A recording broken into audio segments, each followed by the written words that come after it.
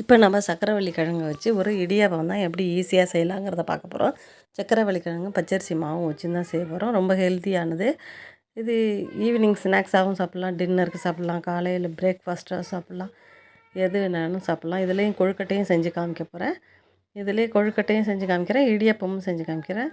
சக்கரவள்ளி கிழங்கு வச்சு தான் பார்க்க போகிறோம். அதுக்கு நம்ம முதல்ல சக்கரவள்ளி கிழங்கை அவிச்சு எடுத்துக்கிட்டேன். ஒரு விசில் வச்சு எடுத்துக்கிட்டேன்.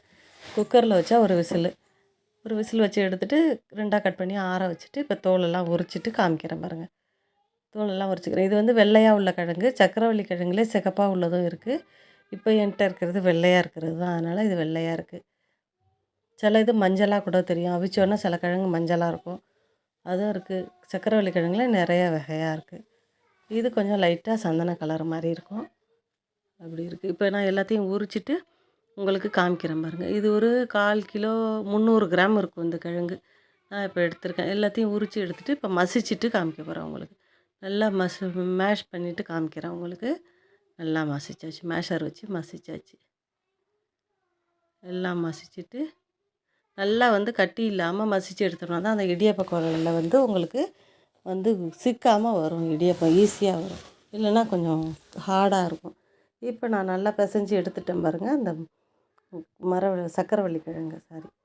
சக்கரவள்ளி கிழங்க நல்லா பிசைஞ்சு எடுத்து வச்சுட்டேன். இப்போ அது கூட கொஞ்சமாக உப்பு போட்டுக்கிட்டு, நான் ஒரு பவுலில் மாவு எடுத்துருக்கேன். நம்ம எவ்வளோ தேவையோ அவ்வளோதுக்கு போட்டுக்கலாம். இப்போ நான் அது கூட தண்ணியும் லைட்டாக சூடு பண்ணி நம்ம இடியாப்பத்துக்கு ஊற்றுற மாதிரியே அந்த மாவையும் ஊற்றி நல்லா கிண்டிக்க போகிறேன். நான் எண்ணெயெல்லாம் எதுவுமே சேர்க்கலை, வெறும் மாவும் உப்பு போட்டு சக்கரவள்ளி கிழங்கு அவிச்சதையும் போட்டு பிசைஞ்சு வச்சுருக்கேன். நல்லா கிளறிட்டு, கையில் கொஞ்சம் சூடு பொறுக்கணும்ல, அதுக்காக கொஞ்சம் கரண்டியால் கிளறிட்டு அப்புறமா இந்த பதத்துக்கு தான் நான் எடுத்து வச்சுருக்கேன். இதேமாரி நம்ம புளியிற பதத்துக்கு எடுத்து ஒரு 10 நிமிஷம் அப்படியே வச்சுருவோம்.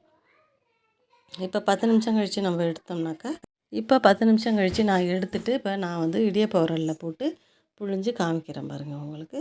ரொம்ப ஈஸியாகவும் இருக்கும், ஸ்மூத்தாகவும் இருக்கும் புழியறதுக்கு.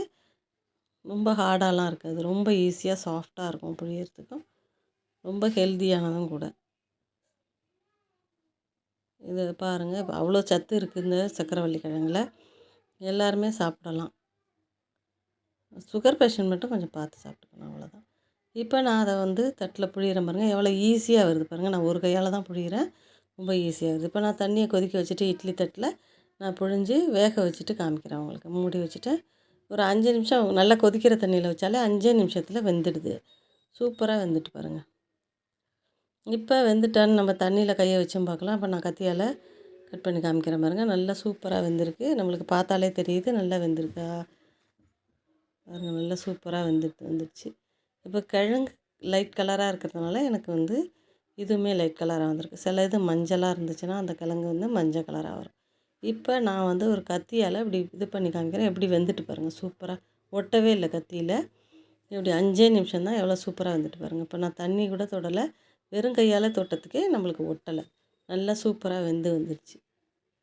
இப்போ நான் எடுத்துகிட்டு இப்போ நான் இன்னொன்று காமிக்க போகிறேன். இதை எடுத்து ஆற வச்சுட்டு வாழை இலையில் புழிஞ்சிட்டு அதை மாதிரியும் வச்சு நான் இன்னொரு தட்டும் காமிக்கிறேன். இப்போ இதை எடுத்து ஆற வச்சுட்டு காமிக்கிறேன் பாருங்கள். இப்போ ஆறினோன்னு தான் அந்த தட்டிலேருந்து எடுக்க முடியும். நம்ம ரொம்ப சூடாக இருக்கும்போது எடுக்க முடியாது, ஒட்டிக்கிட்டு வரும் கீழே நம்ம எதுவுமே போடாததுனால. இப்போ இந்த தட்டில் எடுத்து வச்சிடுறேன். தட்டில் 4 தான் புழிஞ்சேன், அதை எடுத்து நான் இதில் வச்சிடறேன் பாருங்கள். இதில் அதை எடுத்து வச்சுட்டு அடுத்த ஈடு நான் புளியறதையும் உங்களுக்கு காமிக்கிறேன். பொறுமையாக தான் எடுக்கணும் இது கொஞ்சம். நம்ம வாழை இலையிலனா அப்படியே எடுத்துடலாம். இந்த தட்டில் புழியும் போது கொஞ்சம் நம்ம எண்ணெயெல்லாம் தடவாததுனால அப்படியே எடுக்கிறேன். ரொம்ப ஈஸியாக வருது பாருங்கள். அவ்வளோ சூப்பராக வந்துடுச்சு பாருங்கள். இப்போ அடுத்தது நான் வாழை இலையில் கொஞ்சோண்டு அடியில் தேங்காய் போட்டு மேலே புழிஞ்சு அதுக்கு மேலேயும் கொஞ்சம் மேலே தேங்காய் போட்டு இப்போ அதே இட்லி தட்டில் தண்ணியை கொதிக்க வச்சு இந்த இடையும் அவிச்சு எடுத்துகிட்டு காமிக்கிறேன் பாருங்கள். 2 இடாக நான் புழிஞ்சிருக்கேன்.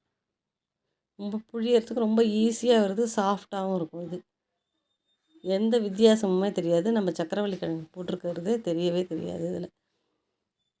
இப்போ பாருங்கள், நான் எல்லாத்தையும் புழிஞ்சிட்டேன். இது மேலே நான் கொஞ்சோண்டு தேங்காய் துருவிட்டு அதை வச்சு காமிக்கிறேன் பாருங்கள். எல்லாத்துக்கும் இப்போ கொஞ்சம் கொஞ்சம் தேங்காய் வச்சுட்டு காமிக்கிறேன்.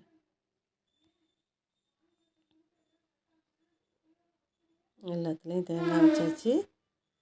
இப்போ அடுத்தது இதை நான் வேக வச்சுட்டு உங்களுக்கு காமிக்கிறேன். இப்போ வேக வச்சு எடுத்தாச்சு. இப்போ அடுத்தது இப்போ சர்க்கரைய தூவிட்டு நான் காமிக்கிறேன் பாருங்கள். நாட்டு சர்க்கரை தான் நான் எடுத்திருக்கேன். நீங்கள் ஜீனி வெள்ளை சீனி வேணாலும் போட்டுங்க. இப்போ நான் எல்லாத்துலேயும் நாட்டு சர்க்கரை தூவி காமிக்கிறேன் பாருங்கள். இதுவும் சூப்பராக வெந்து எடுத்தாச்சு வெளியில்.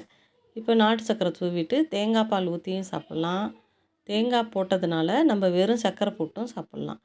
ஏலக்காய் தூள் வேணாலும் போட்டுக்கலாம். நான் வந்து சக்கரவள்ளி கிழங்கு போட்டதுனால இதில் ஏலக்காய் தூள்லாம் போடாமல் அப்படியே ஃப்ரெஷ்ஷாக போட்டு காமிக்கிறேன் பாருங்கள் உங்களுக்கு. இப்போ அடுத்தது நம்ம கொழுக்கட்டையும் அவிச்சாச்சு. கொழுக்கட்டையும் அவிச்சு வச்சுட்டேன், அதையும் காமிக்கிறேன். இப்போ இடியப்பம் இப்படி சூப்பராக பண்ணியாச்சு. தேங்காய் பால் கூட அதையும் சர்வ் பண்ணிடலாம். இடியப்பம் எவ்வளோ சூப்பராக இருக்குது பாருங்கள். அடுத்தது கொழுக்கட்டையும் பாருங்கள் எவ்வளோ சூப்பராக வெந்து வந்திருக்கு. அதுவும் அவ்வளோ அருமையாக இருக்குது. இப்போ அந்த சக்கரவள்ளி கிழங்கு மாவுலையே நம்ம என்ன பண்ணியிருக்கோம், கொஞ்சம் தேங்காய் போட்டு கொழுக்கட்டை செஞ்சுருக்கோம். அதுவும் செமையாக இருக்கும், ரொம்ப டேஸ்ட்டாகவும் இருக்கும். அது சக்கரவள்ளி கிழங்கு போட்டு செஞ்சதுன்னே தெரியாது, அவ்வளோ சாஃப்டாகவும் இருக்குது, ஷைனிங்காகவும் இருக்குது பாருங்கள். அந்த மாவில் செஞ்சது தான் இது. அதில் தேங்காய் போட்டு செஞ்சுருக்கேன். அவ்வளோ அருமையாக இருக்கும். இது ஹெல்த்தியானது, குழந்தைங்களுக்கு ஈவினிங்லேயும் கொடுக்கலாம், லஞ்ச் பாக்ஸ்லேயும் கொடுக்கலாம். எல்லாருமே விரும்பி சாப்பிடுவாங்க. ரொம்ப அருமையான இந்த வீடியோ பார்த்து நீங்களும் இதேமாரியே செஞ்சு சாப்பிட்டு பாருங்கள். இந்த வீடியோ பிடிச்சிருந்தால் லைக் பண்ணுங்கள், ஷேர் பண்ணுங்கள், சப்ஸ்கிரைப் பண்ணுங்கள். தேங்க்யூ.